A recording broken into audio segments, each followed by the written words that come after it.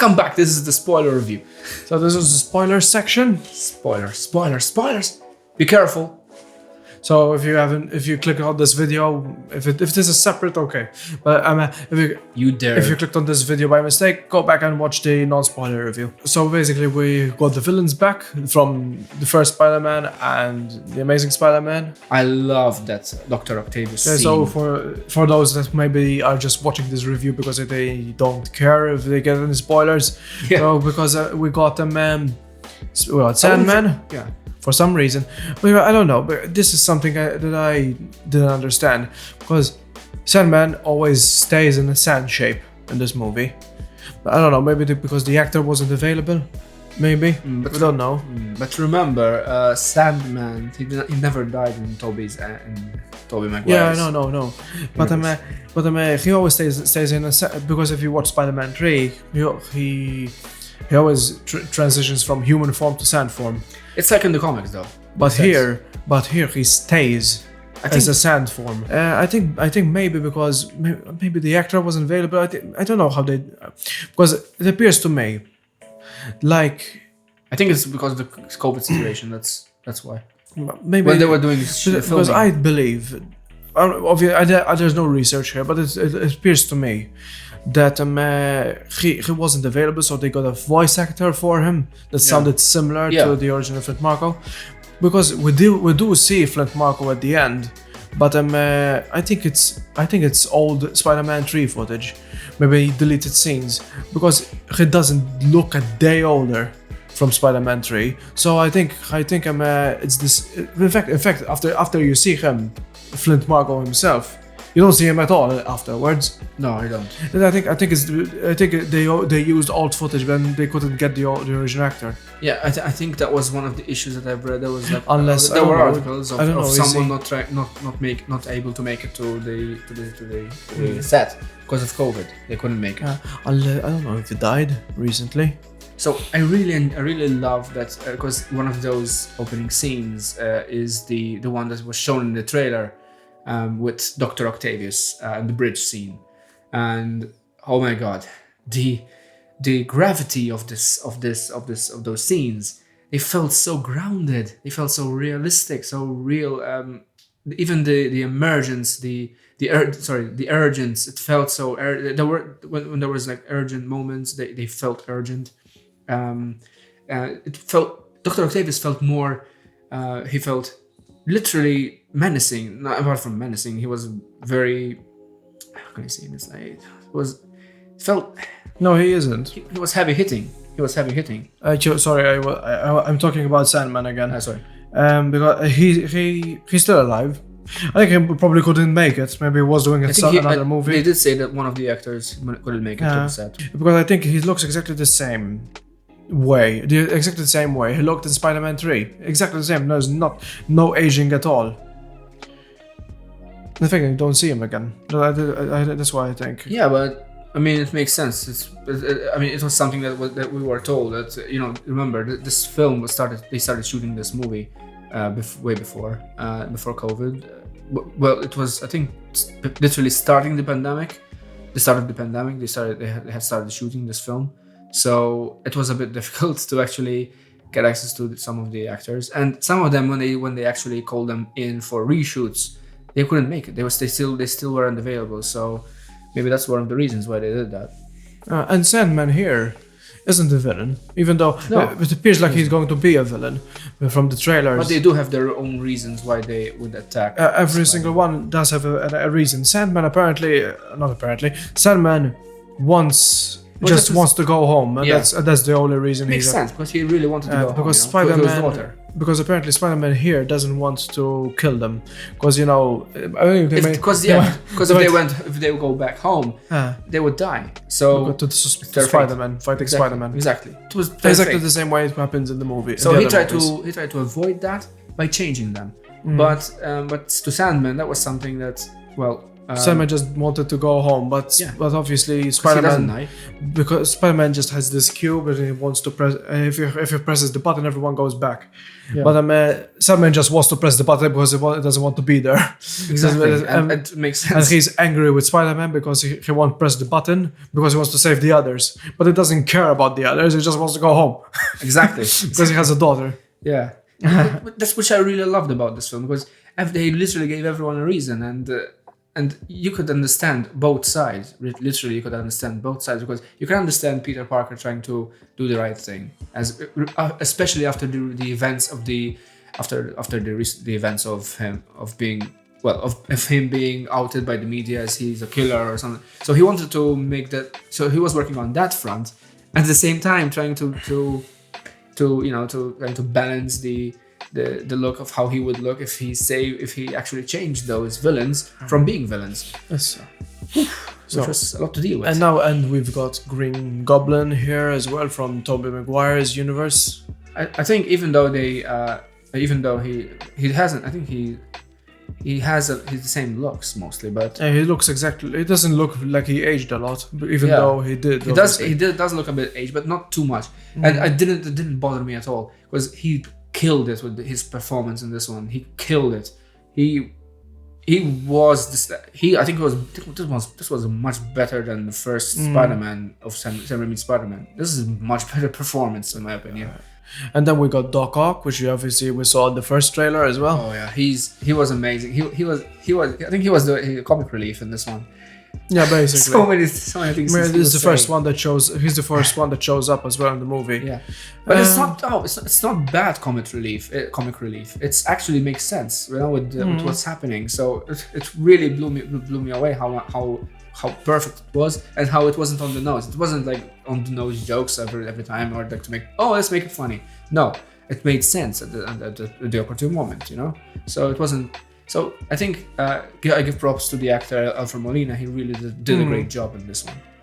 And apparently, because when we were watching the trailers, we thought that the villains aged, because the actors did age. Yeah, I know. But I thought at least that what they did is.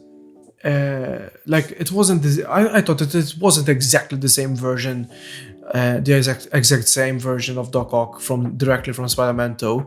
I thought it was going to be another universe. It was exactly the same like Spider-Man 2, but Doc Ock didn't die, and that's why he's still alive. Yeah. Well, apparently it wasn't like that. They're literally ripped out of the movies. Yeah. Apparently, exactly. Because there's a part where they start saying what they remember last before they went into the MCU's universe, basically. Yeah. The MCU, and they say I was holding the sun in the palm of my hand. Yes, that was such a good moment. And then. No, not that. He said, I held Tobey Maguire. I held Spider-Man Peter Parker's neck by the throat, and then suddenly I was here, in the MCU. They're literally ripped out of the movie before they die. Yeah, and every time one of them was evidently being teleported into the MCU, you could hear Peter Parker's, Tom Holland's Peter Parker's Spider-Man.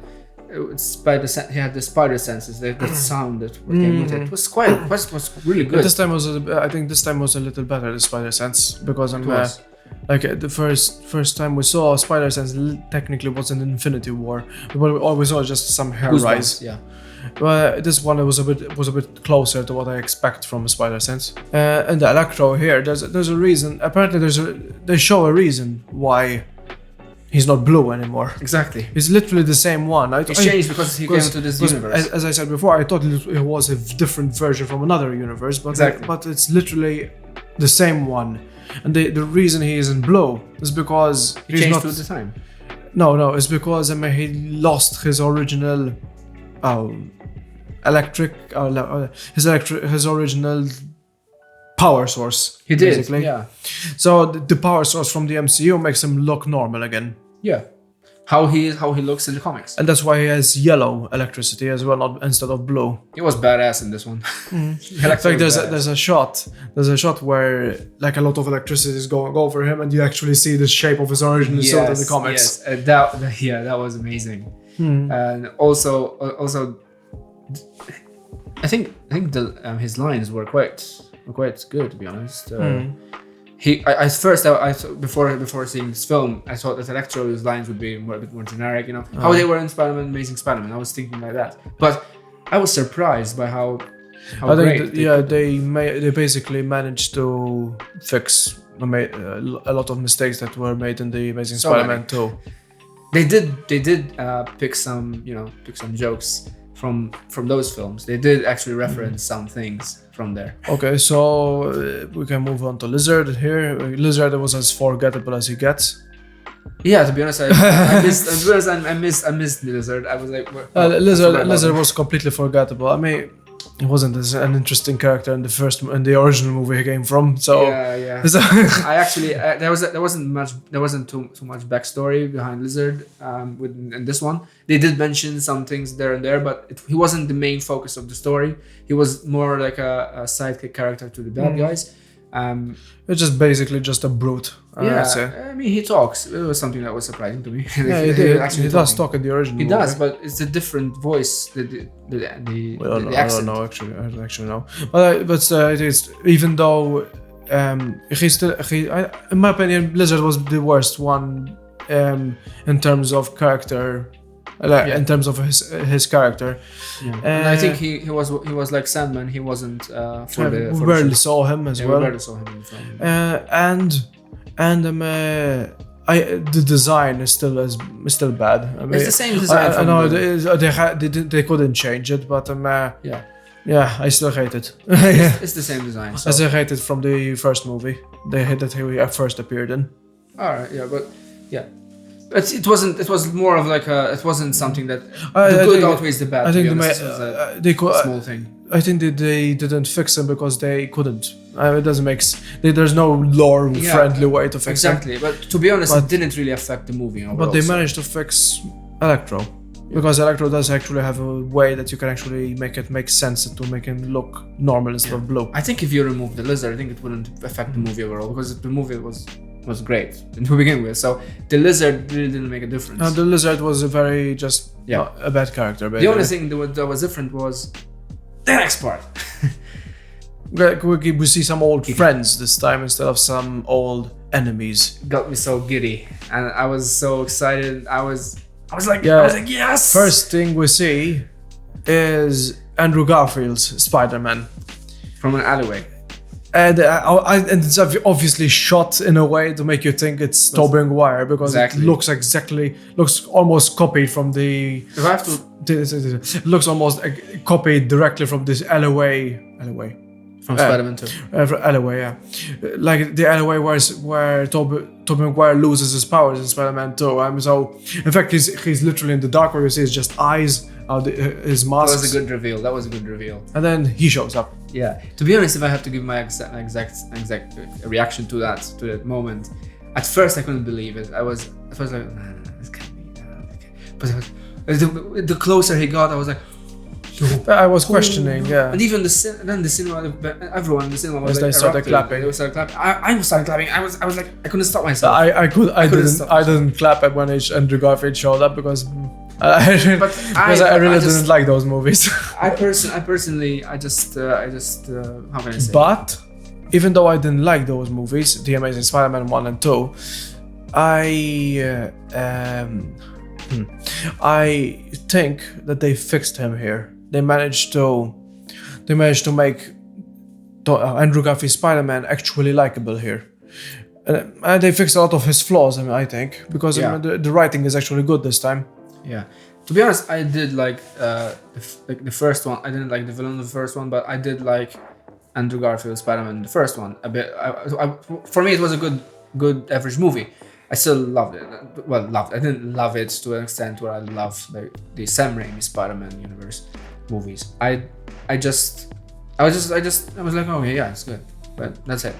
But this one, because we forgot how they come into the picture. how we saw them, how they arrived into, like, basically Ned got them The sling ring from Doctor Strange. so they're trying to find Peter Parker, but obviously they're all Peter Parker. That was such a cool way how they did it, because they came in the same universe, so of course they didn't know that, and they were trying to find Peter Parker. Peter Parker is the same Peter Parker. The Amazing Spider-Man Peter Parker is the same Peter Parker. Well, they're all Peter Parker. So They technically I think they, according to how the multiverse works, I think they all technically share the same DNA as well. Yeah. So, even though they look different. What a difference, yeah, because they have different. That's what they really show as well, that they're a bit different from each other. They have some differences as well. Because they have different. Even with sound design as well. How they, like, for example, how they shoot webs. Because even though they are the same person, they still have different experiences and everything. Yeah. But I was clapping when, like, I started clapping. Like, I literally couldn't stop myself. It just happened. I was excited, and then I was like, yes, and, like, it's happened, and.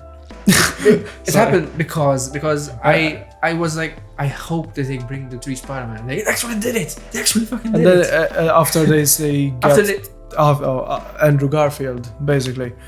I'm going to call him Andrew Garfield because we get confused calling them Peter Parker all the time. Because they're all Peter Parker. Boy who cried wolf. Then they try to bring their Peter Parker, which is Tom Holland, and they find our boy Tobey Maguire. Our boy Tobey Maguire. Oh yeah. It just steps in like like an old dude. Like, I don't hope you don't mind. Just step through. It was so funny because I think they did it on purpose. Because he's like a meme, you know. Everyone is like, he's like a meme, and he's still carrying that kind of energy with him, and I love that. I actually felt his voice changed. I felt emotional that moment when I saw him coming there. I was like, oh man, whew. That's when I started clapping, because that's my Spider-Man. That's the Spider-Man. Guys, they did it. They fucking did it. They got them.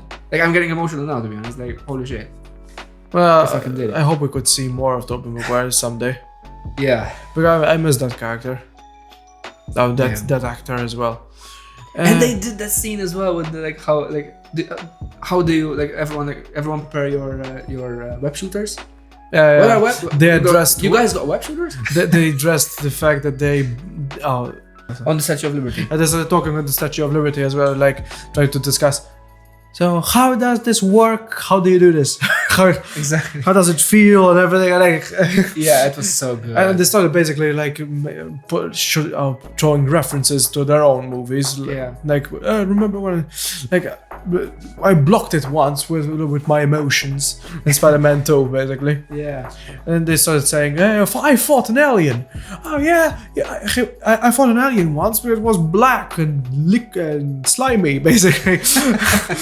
Which was Venom and Spider-Man 2. And then Tom Holland. I fought one. He liked stones, and he was purple. That was good. That was cool.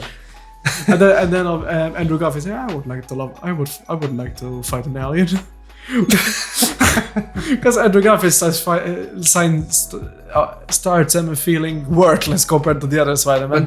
But then Tobey Maguire's Spider-Man, he encourages him and says, "You're amazing. You're the amazing Spider-Man." That was so good. Don't do that to yourself. You're amazing. Say it. You're amazing. I just want to hear it.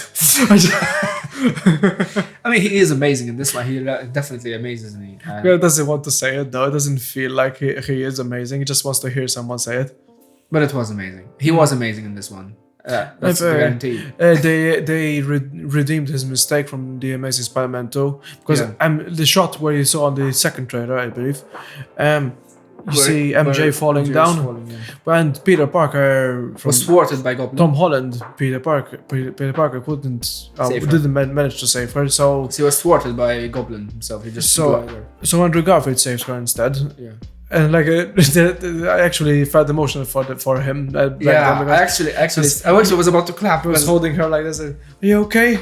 Yeah, I'm okay. And he started to get emotional as well. Are you okay? Yeah. I was about to clap at that point in time. I was like, I'm proud of you. He did it. I actually like He did this one. how involved MJ is here. Oh, Like yeah. even They the actually way did mention like this MJ is like. actually even the way they communicated with each other, like you don't know. It's okay. Like when they try to because it. Thankless. And when they tried to, because exactly the same way we saw it in the first trailer, to try to make everyone forget who Spider-Man is. Exactly.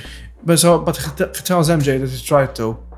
And it's okay, I understand. It's no problem, no biggie. Yeah.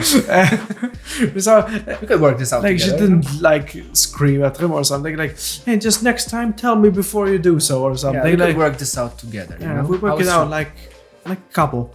Yeah. Like it's better because I wouldn't imagine Tobey Maguire's MJ to do that. I would probably, what? You did what without me? That's how I imagine Tobey Maguire's MJ to react. Exactly. Yeah. But he does make a huge sacrifice. Tom Holland Spider-Man, he grows up in this one. Oh yeah, he does. And there was a scene that reminded me of Spider-Man Into the Spider-Verse as well. With Miles Morales. No. We can get to that later. There was a Miles Morales Easter egg there. Yeah, there was because let's just mention it right now because there's a part where because you remember what we said they're trying to fix the villains. So when they actually fix Electro, I'm back to being a loser again, and he starts basically thinking of how he imagined Spider-Man to be, and actually he said, "I thought you were black." And then basically that's why what he said, like the Miles Morales reference. That was the Miles Morales because he reference, said there's gotta be another black Spider-Man out there because there's multiple universes. And we all know, guys, that there is. There is. And the other thing that reminded me is like when they start saying who died for them. This is exactly the same. Like remember the part in that actually got me really emotional. I actually nearly started crying, to be honest. There's a part in Spider-Verse where they I said, did cry. I think I did "For cry. me, it was my Uncle Ben. For me, it was my friend Peter Parker." Remember? And I remember that scene. I actually cried in that one. I did. I was. And it's the same here. They start saying, "For me, it's my Uncle Ben," and for him, which we didn't mention. Aunt May. Aunt May dies in this movie. She does. Anyway, she actually I didn't think she would die this soon into the but story. the way how she died, that actually was impactful. Basically, they redid the Uncle Ben death scene, but with Aunt May. Yeah, and it was more impactful. I think. I felt it. I really felt it. I mean, every time someone in the MCU, that's the MCU, in every Spider-Man movie, every time someone says, "With great power comes great responsibility," that's a death sentence. Yeah. That's a death sentence. Yeah. Don't say that. You gotta die. To be honest, when she said it at first, when she actually said it though, and before she died, I was like, oh, I think she's gonna die then. Basically, they redid the Uncle Ben death scene, but with Aunt May instead. Oh, and it was impactful. I actually felt like I was like, I think Marvel realized that they need to put that scene back in because Tom Holland didn't have that. Yeah, and actually it changed him a lot in this scene and this movie. It actually did. You could actually see a change in this character. There was literally a whole arc there happening in there. Yeah, it's something weird that I found. I found something a bit weird because when they started mentioning Uncle Ben, and Andrew Garfield and Tom Holland started mentioning. Andrew Garfield and Tobey Maguire started mentioning Uncle Ben. Exactly. But Tom Holland didn't mention his Uncle Ben. But we know that there is an Uncle Ben in the MCU because there's a reference in Far From Home, where they see we see the Uncle Ben's briefcase. So Uncle Ben did exist at some point here, but we don't know what happened to him yet. Maybe he wasn't that impactful to him as we think. Maybe in this universe, Aunt May was the impactful aunt. We don't know what happened though. We don't know why he died, when he died. We don't know if he's dead at all. Yeah, maybe he's alive. Maybe he's out there. Maybe he left them. Maybe it was just a divorce. Maybe in this universe. Yeah, I mean it does explain why Aunt May was the Aunt May's relationship with Happy Hogan, how it was. I felt sad for him as well when she was. I was already crying. I was seeing her dead out there. The way how she died, and then I felt even more sad when I saw Happy see her dead there. Woo! Because I think it does happen in the comics as well, where Aunt May dies. I don't know how she dies, but it does happen. I think. Yeah. Woo. Yeah, it did happen. And if you skip this like 2 minutes, if you haven't played the Spider-Man game, it does happen in the Spider-Man game as well. Yeah, I haven't played it. Aunt May's dying everywhere. I haven't played Spider-Man game, so for me it was a surprise to see it. It's the new trend now. Instead of killing Uncle Ben's, we kill Aunt May's. Yeah, but I didn't know that. I went in seeing this movie. I haven't seen Aunt May die before, so this for me it was the first. And the way how she died was they did it. I think they did it beautifully in this one. They actually tugged well at those heartstrings. They know that. They really know. That's the MCU right there. They do know their shit. Basically, you see Tom Holland do this. Aunt May, wake up! Wake up! Wake up! No, I'm joking. She doesn't do that. He doesn't slap her, obviously. But it's a very realistic reaction to it, to be honest, because he doesn't, because he's still not accepting the fact that she's dead. Because remember, he's changing. He after her death, he starts to change. And at first, remember, he's still this childlike personality character, and he's still not.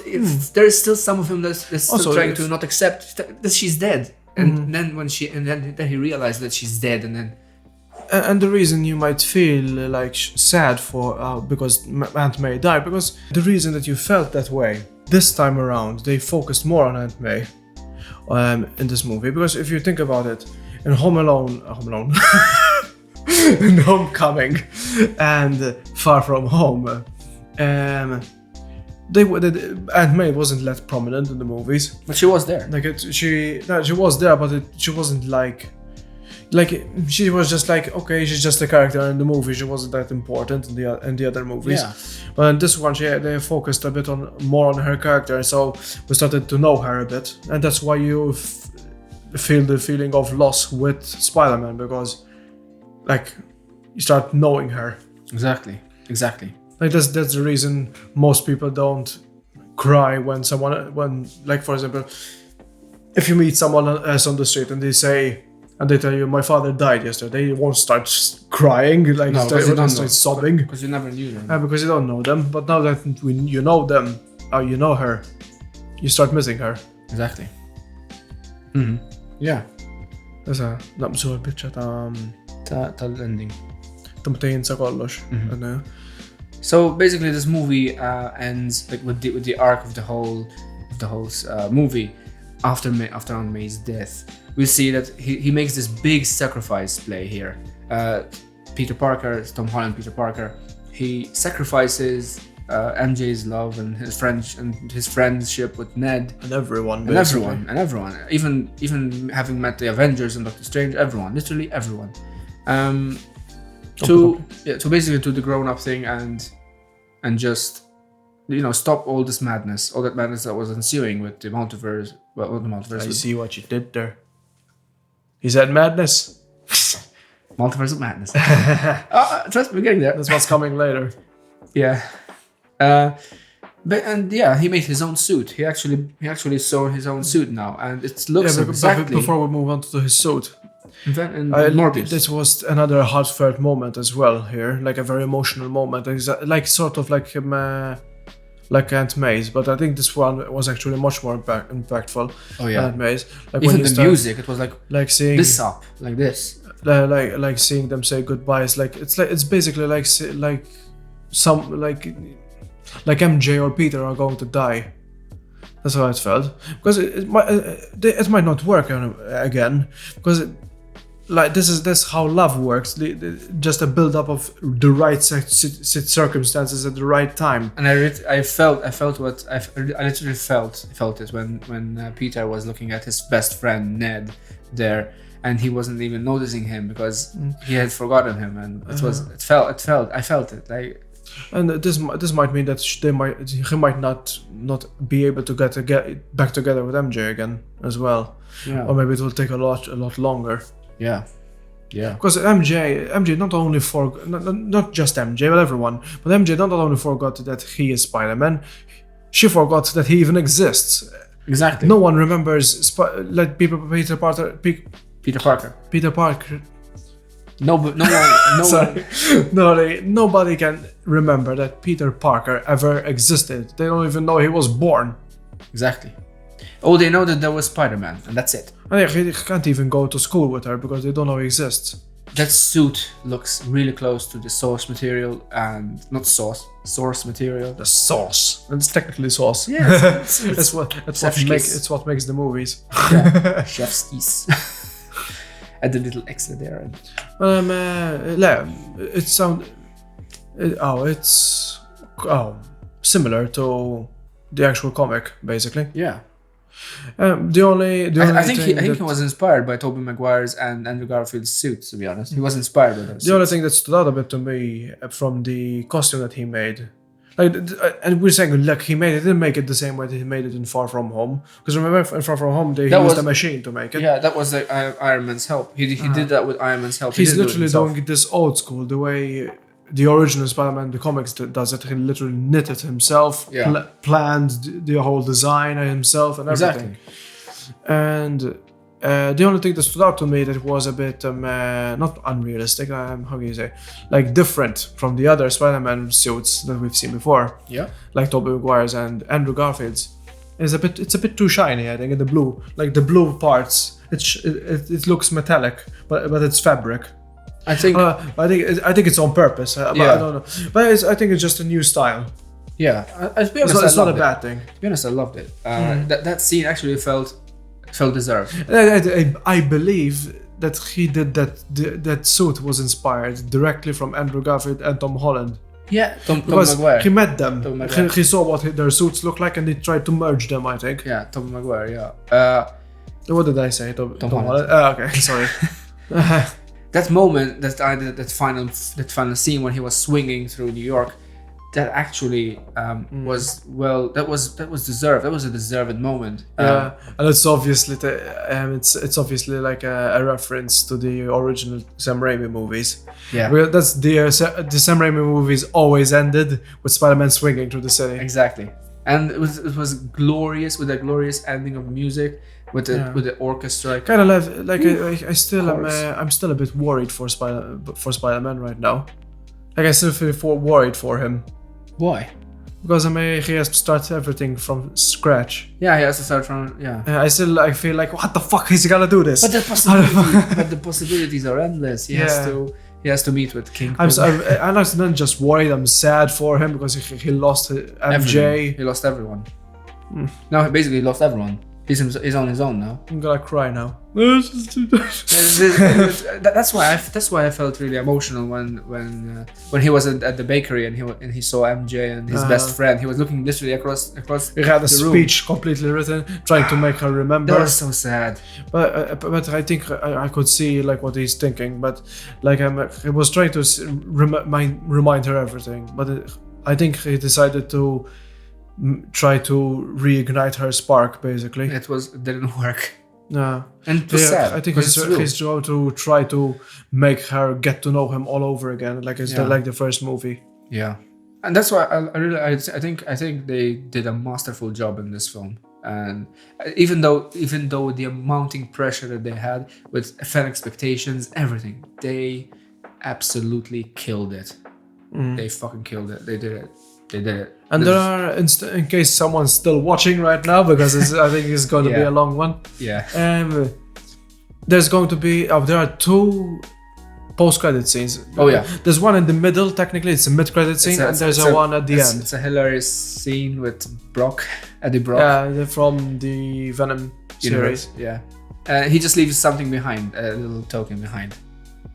And the other one is basically they revealed the whole trailer here. It's a teaser trailer. It's a teaser trailer for Multiverse of Madness, which will go probably now on YouTube now. So, which apparently, because rumors were saying that Spider-Man was going to be involved in this one, but apparently he's not going to be involved at all. No, or maybe just maybe a little. But it doesn't make sense that he would be involved now, especially like why would Doctor Strange want to his help right now. Yeah. And so, actually, you might, because he forgot everything. Yeah. True. Maybe he remembers the parts where because he doesn't know that Spider-Man exists. He doesn't know who he is. Exactly. So I think he still remembers the part where he webbed him up in the mirror dimension. Yeah. I think he still remembers those things, the small details there. Yeah, but remember there was little bits in Infinity War where he met Doctor Strange for the first time. Those bits are going to be erased forever. I think he's going to remember that he met Spider-Man only. Like he's going to forget who was behind the mask. Exactly, yeah. But we are definitely going to see an evil Doctor Strange now, so stay tuned for that. That's kind of weird, eh? It's like the only thing that they remember is that Spider-Man exists, but no information exists about the person behind the mask. Yeah. It's like the person behind the mask never was born. Like even the fact that he. I didn't understand this part when he was in the cemetery, like putting flowers at Aunt May's. Like, and Happy shows up and he asks, "How did you know her?" Well, he could have said he's her nephew. Yeah. You could have said it. Happy forgot him as well. Yeah, he would have said he's her nephew. Like, not all nephews get in touch all the time with their aunties and uncles. Yeah. So he could have said it. Maybe he'll say it in the fourth movie. Maybe. And I'm excited for the fourth movie because this is going to be the first Spider-Man 4 movie as well. Exactly. Like, they can finally count to 4. Yeah. Looking forward to that, guys. Looking forward to that. So I stand by my rating. It's a 10 on 10 for me, all across the board. Soundtrack, the story, the writing, the execution of the story. Even the characters, everyone has their own arcs, and it's just spectacular to me. And I enjoyed it. I really enjoyed it. And I went out of the cinema wholesome. I literally felt wholesome. I was like, oh. I left worried, as I said. And experienced. Like I'm worried for Peter Parker. Yeah, of course. Even I was worried, but of course, we have to see a Spider-Man 4. And it also fixed. In my opinion, they fixed Spider-Man in the MCU. Because they had a lot of issues because of the mentor problem and everything, but I think they finally did it. Made Spider-Man the way he should be. And I think the next title won't be a home. There will be no home anywhere involved. They might keep it. I don't know what would the fourth movie be called? I don't know. Spider-Man No Home. It will be the first Spider-Man 4. Maybe that's what they call it though. Like Spider-Man No Home. We'll see. Bye guys. Adios. Woo!